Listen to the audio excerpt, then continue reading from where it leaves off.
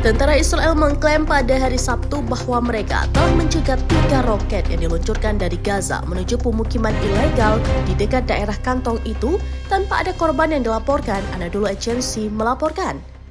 Dalam sebuah pernyataan, tentara Israel mengatakan bahwa setelah peringatan diaktifkan di daerah terbuka di sekitar Gaza, Angkatan Udara mencegat 3 roket yang diluncurkan dari jalur Gaza dan tidak ada korban luka yang dilaporkan. Media Israel Yediot Ahronot melaporkan bahwa roket tersebut ditembakkan dari Khan Yunis di jalur Gaza Selatan menuju pemukiman Israel di Nir Yitzhak Sufa dan Hulid di sepanjang perbatasan Gaza. Sementara itu, Brigade Al-Qassam, sayap militer kelompok Palestina Hamas, mengumumkan penargetan pemukiman Nir Yitzhak yang berdekatan dengan jalur Gaza dengan rudal jarak pendek dalam operasi kedua semacam itu dalam seminggu.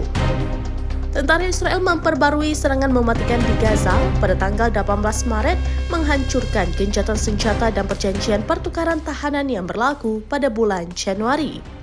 Lebih dari 50.900 warga Palestina, sebagian besar wanita dan anak-anak, telah tewas di Gaza dalam serangan brutal Israel sejak Oktober 2023. Nasional mengeluarkan surat perintah penangkapan November lalu untuk Perdana Menteri Israel Benjamin Netanyahu dan mantan Menteri Pertahanannya Yoav Gallant atas kejahatan perang dan kejahatan terhadap kemanusiaan di Gaza.